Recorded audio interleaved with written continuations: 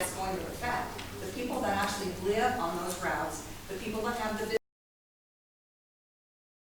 business to say yes or no, not Roseburg, not Drain, or not anybody else. And again, I'm the same way. I think the sheriffs do a wonderful job. There's just not enough of them. So we can't keep the rules. You can't. The rules aren't being. More rules. If you've already spoken, put your hand down. I'm going to get everybody else first. I think the gentleman in the blue shirt right there had his hand up. Right next to you, ma'am. Sir? No? Okay, you, ma'am. Just concerns for the other campers who use the facilities here, people with young children. They'd like to know that their children can play relatively safely without being run over by perhaps an ATV or a motorcycle speeding around. We're talking about kids playing in the street? Yeah, those. Because they do. And also the congestion factor, especially in front of the market. I mean, when you come off 101 into, I mean, it's a busy place. We all go there, and it's great, except there's almost accidents there every day because you can't see. People are coming into the community very fast, and people are pulling out.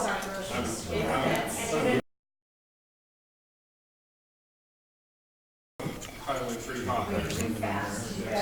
Ma'am in the back with the sunglasses. Hi, my name is Sarah.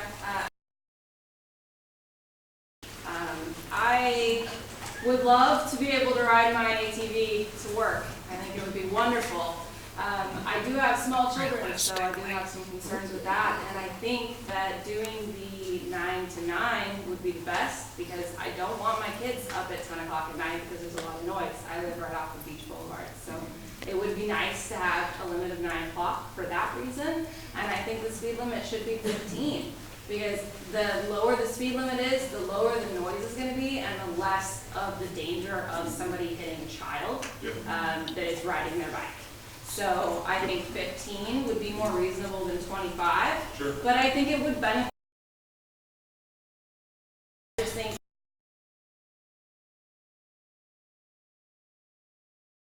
they need to be registered, and it needs to be registered drivers so that it's not small children that don't know the rules of the road.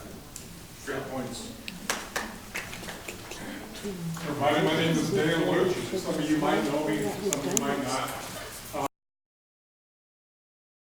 For 4 decades now, since the late 70s, love this town. It's the greatest little seaport fishing town I've ever been in my life. 2004, we moved to Seaport, so we could be closer to Manchester Bay. So that being said, I wear a few hats. One of the hats I wear is I'm an executive. I'm in the executive branch of the Chamber of Commerce.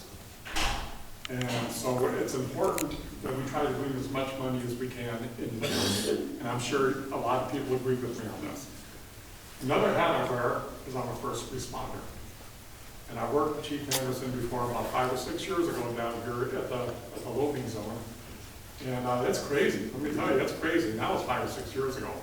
So from that point of view, I can understand the police department, the sheriff's department, the fire department, and myself as being concerned with having this.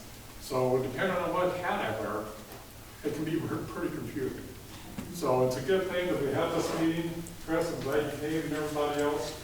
And I think we'd give them a hand just because of that. What, for doing what he should do? For informing you people? Giving you a chance? I'm going to use for a map. I live right here in Fisherman's RV, a permanent RV spot. Okay? Thanks to my niece. I get to live with her. Okay? Every day I walk down Beach Boulevard, all the way down here to the inn and around and back to the post office. This whole road here is 20 miles an hour. Most people don't go 25 miles an hour on this road. This other road is 25. That's what everybody believes this speed limit is. And there's only speed signs on the bay side, not on the other side. So if you're going north on that road, you're not going to see the speed limit signs. By here, I like the I like seeing the water, I like seeing the ducks, I like all of this stuff. But there's also a noise level there of the diesel trucks that is jacked up and want to make noise when they go through town too. So this is one of my concerns, is being the street walker in town that walks about 4 to 5 miles a day. Okay? Is the noise, the speed limit of people just going through there faster than what they need to be. I wish somebody would take effect of this. I wish you guys would put up more speed signs, enforce it, whatever. What they have going now.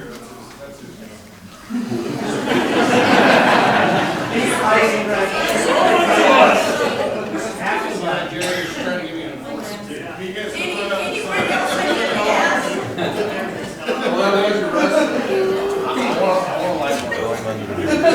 Also, the other day on my walk, I was down in here, there was some young paddles on the back. They pushed it over to the sidewalk, right on the corner of the sidewalk, both of them started it up, and went over the bridge on the sidewalk to wherever they was going with these motorcycles. Okay? Yeah. So just a couple misnomers, so we're halfway through here. So I think everyone in here has probably seen it in action where they're like, where's a cop when I need one? Right?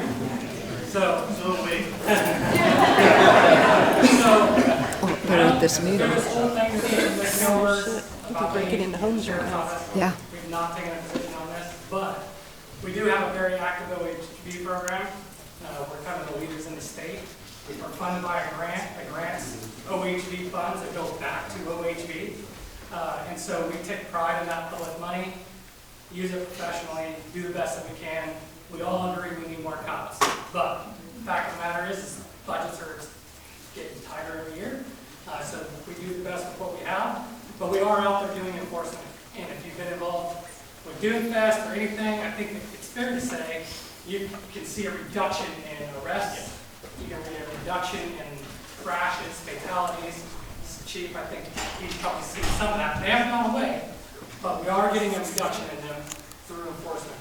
South Boundary, perfect example. If everyone went through here, they committed a traffic infraction, left a mark on the pavement, there'd be a whole lot of marks on the pavement.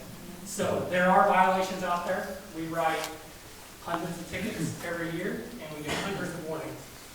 To answer one question about the camera, there is a camera on this intersection, and we've solved a lot of crimes off of that camera.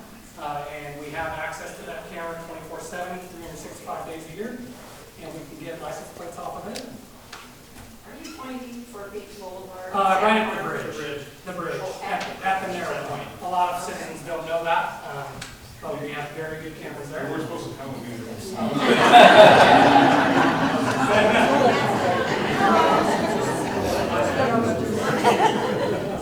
So two other things, and like I said, I'm not a proponent, but I just want to give you the facts from the sheriff's office, from our OHB program, and our capabilities and what we do. So we have a decibel meter.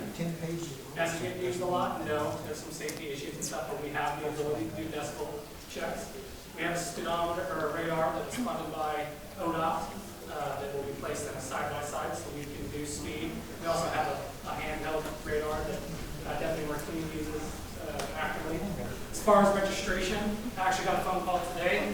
The state, so there was a bill to title ATVs. It died in the legislature. They're now reopening it up, trying to figure out how to do registration on the OHB stickers, because they're already numbered. The numbers need to be bigger. That's what that is going forward. I'll probably be serving on a committee for that, so everyone understands where that's at. That was it. Just to catch people up. If there's a guy in the room that deserves your applause, though, it isn't me, it's him.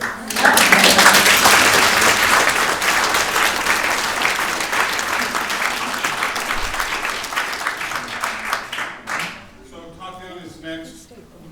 My concern about this whole issue started with the concept of motive. I'm a wonderful of area to have fun. This didn't come from the OHB community. community. We support our local businesses. This did not come from the local businesses quote. This came from one person saying one thing in a merchants meeting and going from Jody Morrow, who is on the Parks Board, taking it to the Chamber of Commerce. And she explained in that thread that she had already contacted commissioners and et cetera and got the lineup of approval. So what is the motive? Who is the one to benefit and profit the most? Who has motive here? The Parks Department. You purchase a and now you need to fill it up. By our local businesses to increase their profits. When I looked into it, I can see that the page that Jody Morrow manages, called Winchester Bay Merchants, local business in 6 months. 6 months. And she's not even on the Winchester Bay Merchants Board. I went through the Chamber of Commerce, Reedsport. The web address does not have the word Winchester Bay in it. The email address does not have the word Winchester. Every single tab of everything that you can do here on the coast, and Winchester Bay is mentioned 3 times. Now I'm seeing a conflict of interest here for someone doing things that are profiting the Parks Department. I want assurances that the park is not going to compete against local businesses anymore. Local businesses are saying and have been saying that profits decrease during Dune Fest. That is the major event for the Chamber of Commerce. Now, why is that profit going down? Is that because you have vendors out there, so there's no motive for those people to take the bus to come into the local area? And I see you nodding at each other. So please, go ahead. Be passive aggressive. I'm ready. So do you guys sell less pizza during Dune Fest than any other time? Actually, you would be surprised. Cool coastals are busiest day of the year.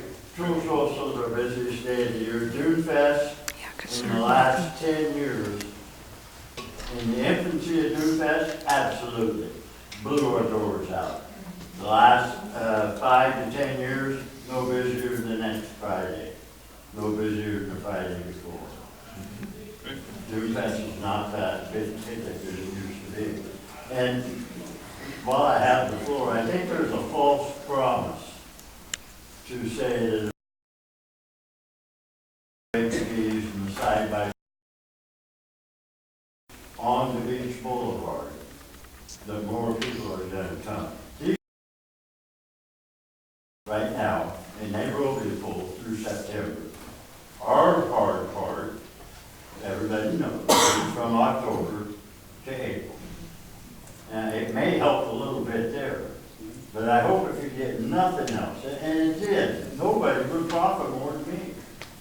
But I am not the type of person that wants to put a Benjamin Franklin ahead of quality of life issues for my neighbors, for my community, who have invested millions of dollars combined in their homes on Beach Boulevard.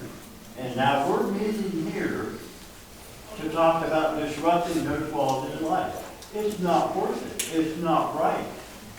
No.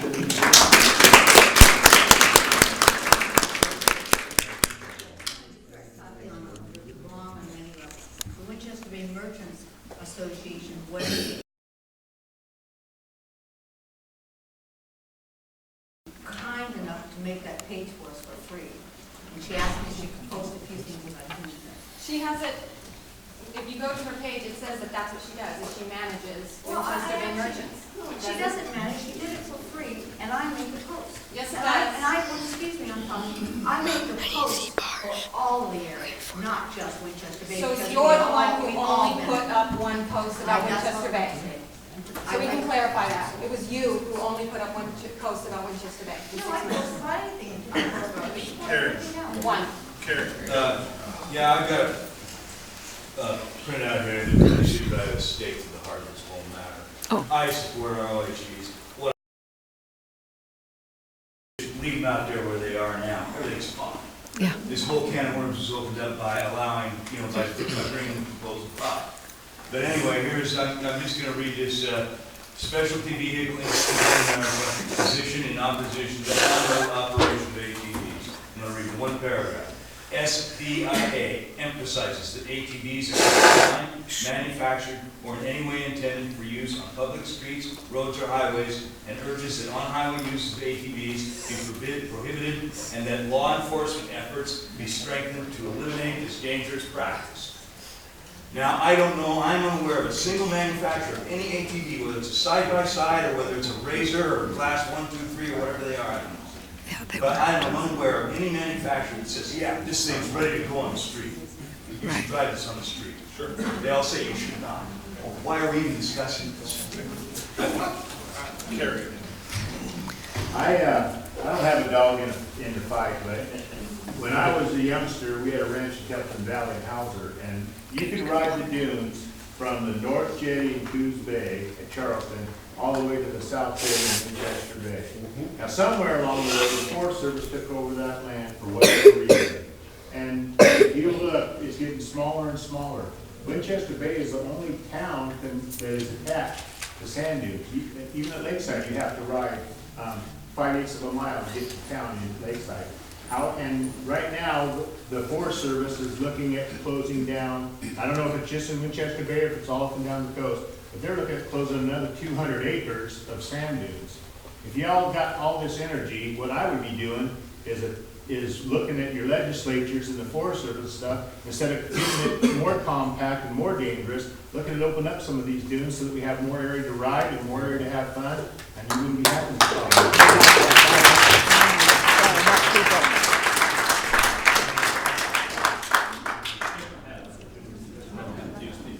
So just, I'm a recreational vehicle dealer, okay?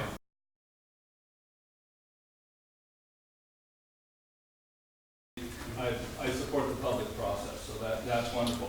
But I've gone to bat against the Safety Council that you just happened to quote, and a couple others possibly, but the same type of a thing.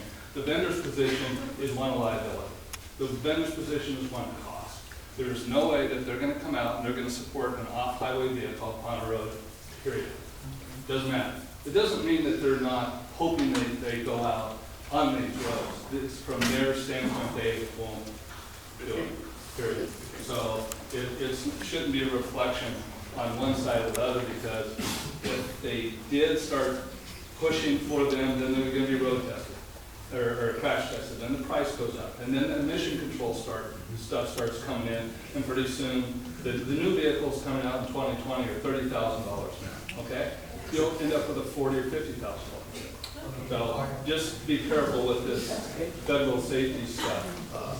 What they're saying. So, no. So Chris, it might be worth pointing out the difference between, he had stated, I agree with him on some of that. There's a big difference between ATV and UTV, and there's also a difference in classes of off-road vehicles between the class 1, 2, 3, 4. Class 2 vehicles can be driven on the street right now. You can take a sand rail if it's got the ability to pass the class 2 specification. You also have to have insurance on it. You can drive it right downtown. The UTVs, which are not necessarily ATVs, are very, very close to that point. At some point, they're going to be that. My stance on this is I don't really have a big dog in the fight either, because my class 2 would never be able to drive down here because it's got paddles on it or whatever.